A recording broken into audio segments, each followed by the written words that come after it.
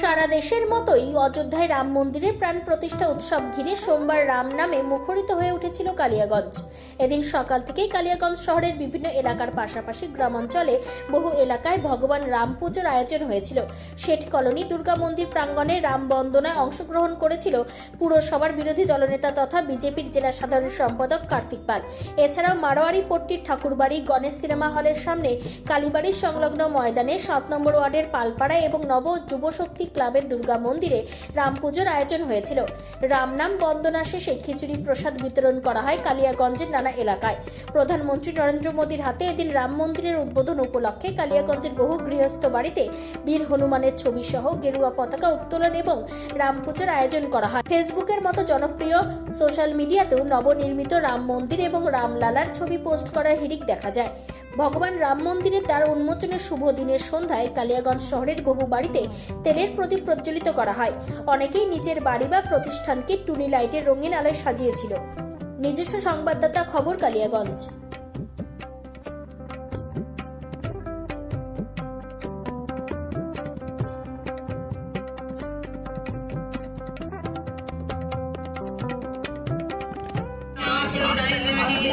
पवनतनय संकटहरण मंगलमूर्ति राम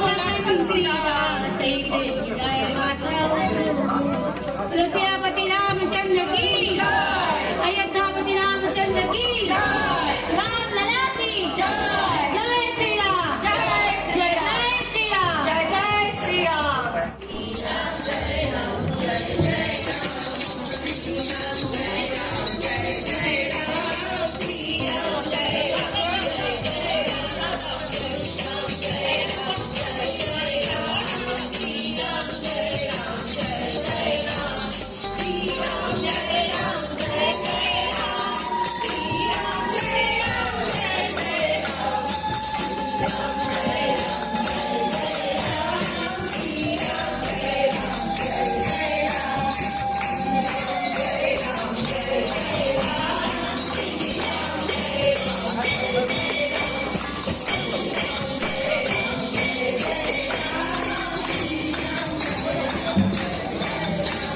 अरे बाजो बाजो